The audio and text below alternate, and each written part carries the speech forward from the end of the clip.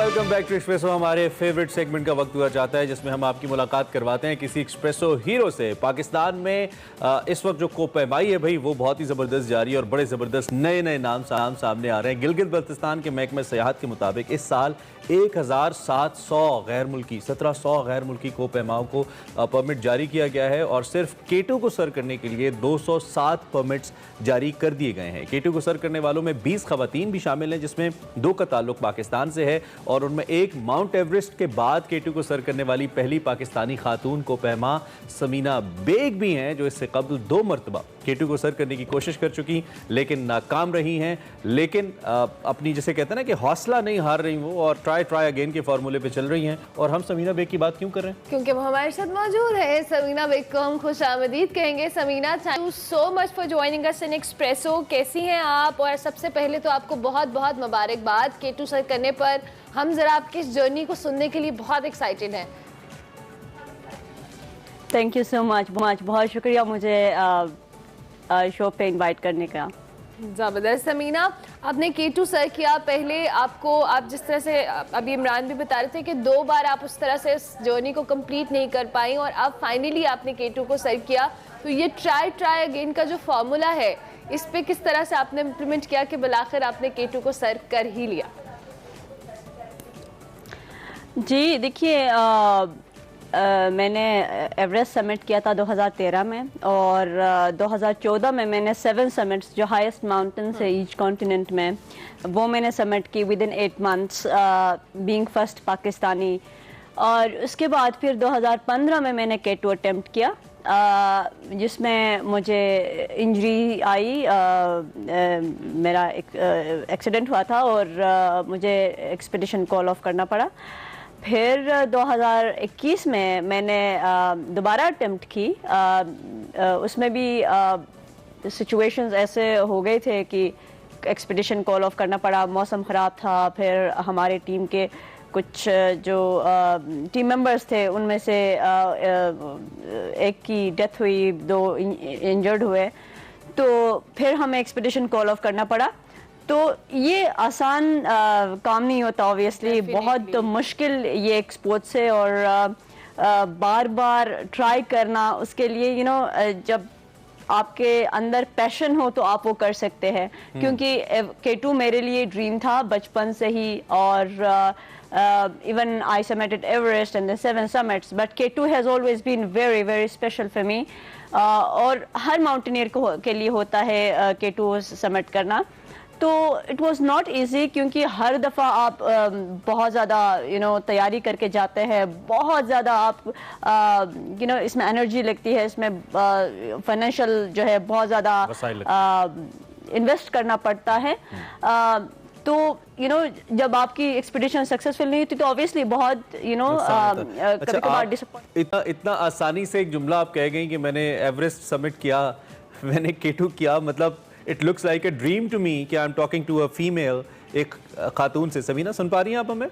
Very hard और अल्हम्दुलिल्लाह इस साल मैंने समिट कर ली। माशाल्लाह, मैं कह रहा हूँ it looks like a dream. आपने तो इतनी आसानी से एक जुमला कह दिया कि मैंने माउंट एवरेस्ट समिट किया, मैंने K2 समिट किया, मतलब इट्स जस्ट लाइक 4 लफ्ज़ों का जुमला, लेकिन इसके पीछे कितनी स्ट्रगल, कितनी मेहनत है आई थिंक हम शायद इमेजिन भी नहीं कर सकते।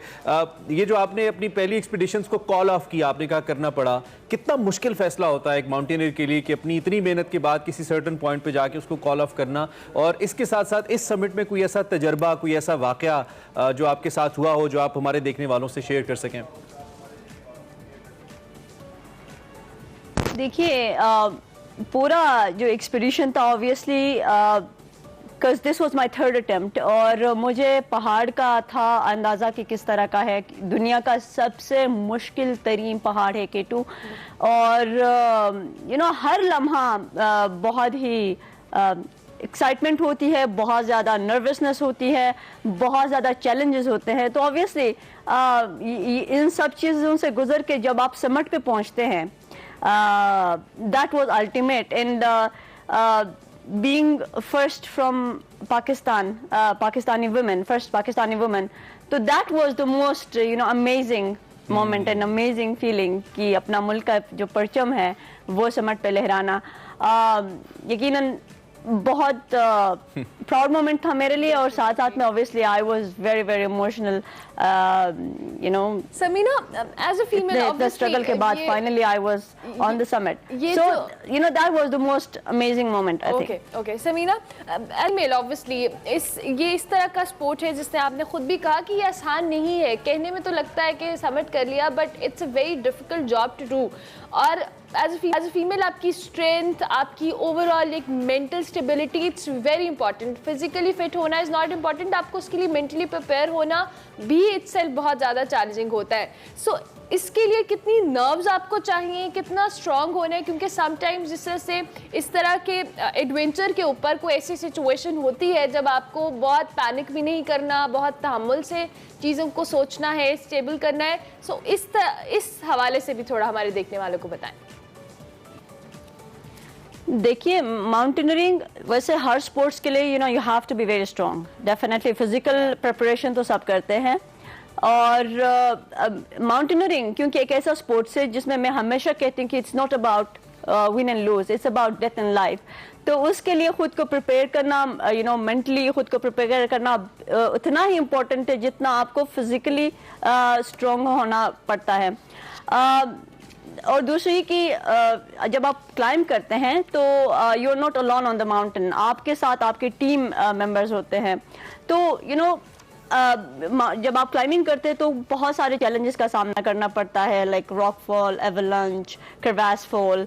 तो यू नो इन सिचुएशंस के लिए, फॉर एग्जांपल अगर आपके टीम में से किसी को कुछ हो गया तो उस सिचुएशन को आप कैसे हैंडल करेंगे, यू नो उन चैलेंजेस को कैसे आप ओवरकम करेंगे, उसके लिए बहुत ज़रूरी है कि यू नो मेंटली खुद को प्रिपेयर करें इन सब चीजों के लिए कि कुछ भी हो सकता है, माउंटेन पे कुछ भी हो सकता है। क्योंकि जब आप एक स्टेप लेते हैं तो ऑब्वियसली उसमें रिस्क है, तो you have to be prepared mentally for any situation की कुछ भी हो सकता है एनी टाइम। तो you have to be mentally very very prepared for to handle that situation. किसी भी आम इंसान से ज्यादा आपको मेंटली स्ट्रांग होना पड़ता है, इसमें कोई शक नहीं है।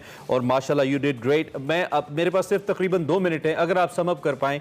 2 से 3 हिस्से हैं मेरे सवाल के। एक तो मैं K2 की एक पिक्चर देख रहा था, वहाँ पे जो कैंप्स है, खासतौर पे कैंप 2 के अंदर बहुत ज़्यादा कैंप्स और ऐसी चीज़ें माउंटेनियर्स छोड़ आते हैं जिससे K2 का माहौल हमने सुना है बहुत ख़राब हो रहा है। उसको बचाने की ज़रूरत है वहाँ पे। नंबर 1 एक तो इस पर आप चूँकि रिसेंटली हो के आई हैं, हमें ये बता दीजिए। दूसरा, फीमेल माउंटेनियर्स के हवाले से हम लोग क्या कर रहे हैं, इसका फ्यूचर क्या है, और क्या आप एक्सपेक्ट करती हैं कि इसके लिए कोई प्रोग्राम होना चाहिए, सपोर्ट होनी चाहिए? इस सारी टॉपिक को अगर आप सम अप कर पाए अगले 1-1.5 मिनट में। जी देखिए, माउंटेनियरिंग और टूरिज्म का यू नो एक तो ये कि बहुत ज़्यादा फ़ायदा होता है, और उसके जो दूसरी नेगेटिव साइड है, ऑब्वियसली जब ज़्यादा लोग आते हैं तो पोल्यूशन बढ़ती है डेफिनेटली।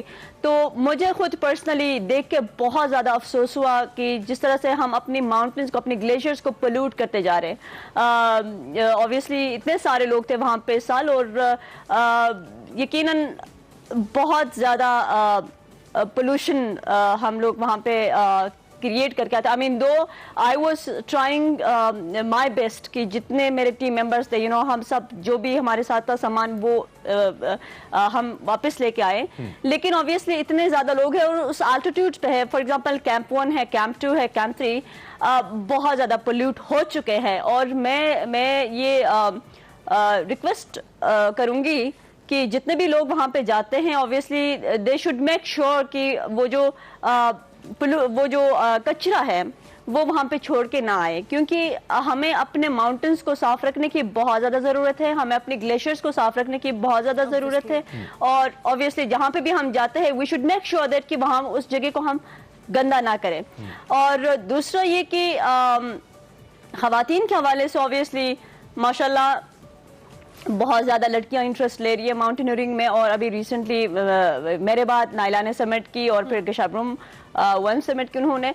और उसके अलावा बहुत सारी लड़कियां हैं, बच्चियां हैं जो इस माउंटेनियरिंग में आगे आना चाहती हैं। माशाल्लाह से 6000-7000 पीक समिट कर चुके हैं।